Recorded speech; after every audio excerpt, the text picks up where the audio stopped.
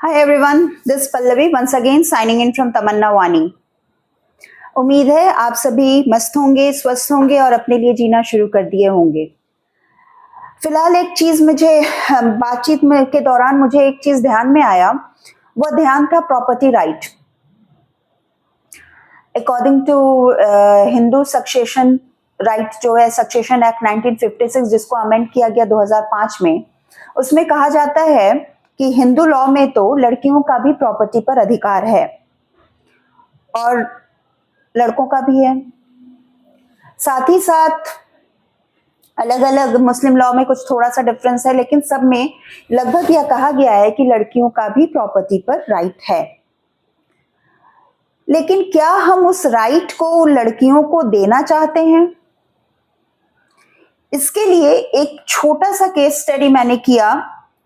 अभी हमारे बिहार में वंशावली बनने का सिस्टम चला कि एक वंशावली बनना शुरू हुआ और उस वंशावली को बनाने के दौरान एक क्लॉज था जिसमें अगर आप लड़की हैं और आप प्रॉपर्टी नहीं लेना चाहती, अपने इनहेरिटेड प्रॉपर्टी जो आपके फादर आपके ग्रैंडफादर की तरफ से है, तो आप लिख के दे दें। अगर आप लिख के दे देंगी और अगर आप मैरिड हैं या अनमैरिड भी हैं, आप लिख के दे दें कि मुझे प्रॉपर्टी नहीं चाहिए, तो आपको वो प्रॉपर्टी नहीं मिलेगी।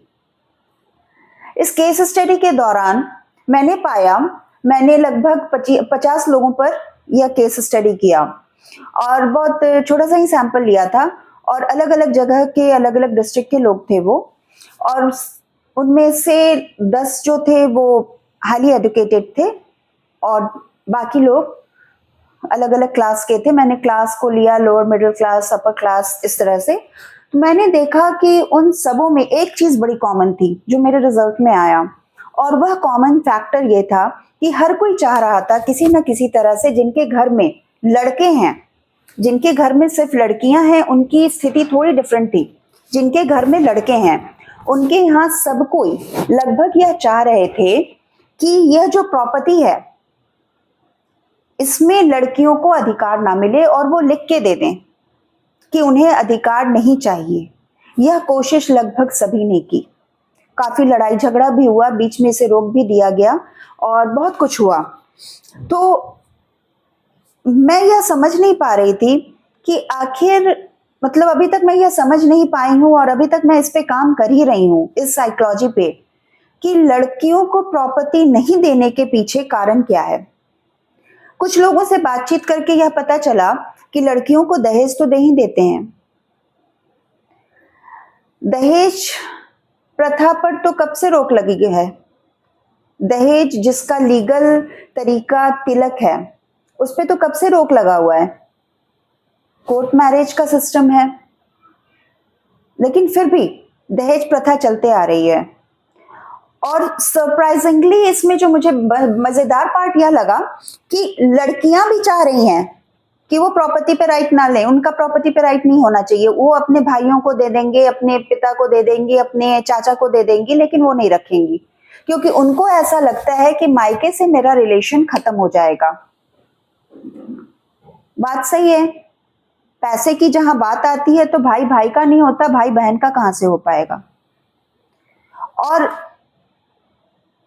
ये जो प्रॉपर्टी राइट है, इस पे मैं बहुत सालों से सोचती आ रही हूँ, बातचीत करती आती हूँ, और मैं हमेशा ये महसूस कर रही हूँ कि लड़कियों को प्रॉपर्टी नहीं देना एक सिस्टम है हमारे इंडियन कल्चर में। क्यों नहीं देना? इसके पीछे एक सिंपल सा कारण है, लड़कियों का की तो शादी करनी है, लड़कियां पराया धन है, लड़कियां ये हैं, लड़कियां वो हैं।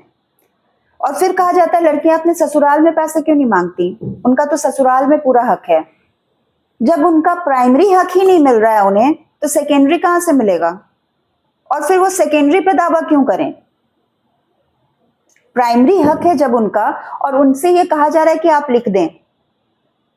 कहीं ना कहीं ये कल्चर बनते जा रहा है और महिलाएं भी इसमें काफी जागरूक हैं। जागरूकता का मतलब ये कि पॉजिटिव नहीं, नेगेटिव। महिलाएं भी चाह रही हैं कि उनकी बेटियां, उनकी बहू, उनका जो भी है वो लिख के दे दें कि उन्हें प्रॉपर्टी नहीं चाहिए। उनकी ननद लिख के दे दे कि उनकी प्रॉपर्टी नहीं चाहिए। मैं महिलाओं से ये कहना चाहूंगी कि हम जो है ना जातियों को बहुत मानते हैं। हम हिंदू हैं, हम मुस्लिम हैं, हम ब्राह्मण हैं, हम कायस्थ हैं, हम राजपूत हैं। ओरिजिनली अगर आप सामाजिक यानी सोशियोलॉजिकली भी जाति मानते हैं तो 3 जातियों में बांट दिया गया है हमें बेसिकली, नर, मादा और थर्ड जेंडर। कम से कम सारी फीमेल्स अपनी जातियों को तो सपोर्ट करें। हर जगह जातिवादिता चल रही है, उसमें तो आप बहुत आगे हैं, तो एक फीमेल दूसरे फीमेल को क्यों नहीं सपोर्ट करती हैं? ये साइकोलॉजी भी हमें समझना है और इस पे मैं अगली वीडियो जरूर बनाने की कोशिश करूंगी कि एक महिला, कहा जाता है महिला ही महिला की दुश्मन होती है, आखिर क्यों? इसी दौरान मुझे एक चीज और ध्यान में आया कि हम हमेशा जब भी प्रॉपर्टी राइट की बात करते हैं तो पिता के प्रॉपर्टी की बात करते हैं, दादा के प्रॉपर्टी की बात करते हैं, कभी भी माँ के प्रॉपर्टी की बात हुई नहीं। यहाँ भी जेंडर बायसनेस है क्योंकि हम मान के चलते हैं कि माँ की कोई प्रॉपर्टी है ही नहीं, फीमेल्स की कोई प्रॉपर्टी होती ही नहीं है। वो तो अगर नौकरी करके भी अर्जित करती हैं, जैसे अगर हमारी दादी, हमारी नानी, हमारी माँ, हमारे चाची वो नौकरी कर रही हैं तो हम ये मान के चलते हैं कि उनका अपना कोई प्रॉपर्टी है ही नहीं, यानी उनकी जो पूरी सैलरी है, उन्होंने अगर अपने पैसे से घर खरीद लिया है, गाड़ी खरीद ली है, तो वो उनकी प्रॉपर्टी नहीं है, वो फॉर ग्रांटेड मेरे फादर की है, यानी उनके ससुराल की है। इसीलिए कभी भी आपने यह नहीं सुना होगा कि माँ की संपत्ति पर अधिकार, बात हमेशा होती है पिता की संपत्ति पर अधिकार, पिता का अधिकार, पिता की संपत्ति पर बेटा बेटी का अधिकार। तो इस पे भी हमें ध्यान देना चाहिए कि माँ की भी संपत्ति हो सकती है। और जहां तक अधिकार की बात आती है तो मैं हर किसी से ये कहूंगी कि पहले खुद कमाइए, अधिकार की बात दूसरी तरफ है। लड़का हो या लड़की हो, दूसरों के कमाए पैसे पे खाना बंद कर दें और अपने पैसे पे खाना शुरू करें। और यहीं से शुरू होगी महिला सशक्तिकरण की। जिस दिन हर महिला सबसे पहले अपनी कमाई को अपना समझना शुरू कर देंगी, जिस दिन माँ की संपत्ति पर अधिकार की बात होने लगेगी, उस दिन असली महिला सशक्तिकरण की बात शुरू हो जाएगी। और उस दिन यह नहीं कहा जाएगा कि बेटियों क्या प्रॉपर्टी पे कोई राइट नहीं है, या बेटियां यह लिख कर दे दें कि उनका प्रॉपर्टी पे कोई राइट नहीं है। तो बस आज इसी सवाल के साथ कि क्या महिलाओं की भी कोई संपत्ति होती है या नहीं होती है, मैं इस वीडियो का अंत कर रही हूँ।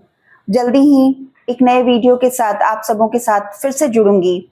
तब तक के लिए इस वीडियो को अगर पसंद आया हो तो लाइक करें, चैनल पसंद आया है तो सब्सक्राइब करें, और अगर कुछ भी नहीं आया तो प्लीज़ शेयर करें। जितना ज़्यादा आप शेयर करेंगे तमन्ना वाणी उतने ही लोगों के तक पहुँचेंगी और कहीं ना कहीं उन तक पहुँच जाएंगी जिन्हें वीडियो की सच में ज़रूरत है, जिन्हें तमन्ना वाणी की ज़रूरत है। क्योंकि तमन्ना वाणी एक ऐसा मंच है जहां आप खुलकर सभी चीज़ों को साझा कर सकते हैं। आप हमारे साथ जुड़ सकते हैं हमारे फेसबुक अकाउंट से भी। हमारा फेसबुक पर पेज है online counselling and tuition centre के नाम से, आप उसमें भी हमें मैसेज कर सकते हैं, उसमें जुड़ सकते हैं। हमारा वेबसाइट है www.tamannawani.com, और साथ ही साथ हमारा इंस्टाग्राम भी है तमन्ना वाणी के नाम से। तो आप उन सब में हमारे साथ जुड़ सकते हैं, हमें मैसेज कर सकते हैं, हमसे बातचीत कर सकते हैं, हमें मेल कर सकते हैं। हमारा मेल आईडी है tamannawani2021@gmail.com। आप उस पर हमें मेल कर सकते हैं, अपनी बातों को साझा कर सकते हैं। तमन्ना वाणी एक जेंडर निरपेक्ष मंच है जिसमें फर्स्ट, सेकेंड, थर्ड तीनों जेंडर इंक्लूसिव हैं। Thank you. Till then, this is Pallavi signing out from Tamanna Wani. Till then, stay tuned. See you again in next video. Bye.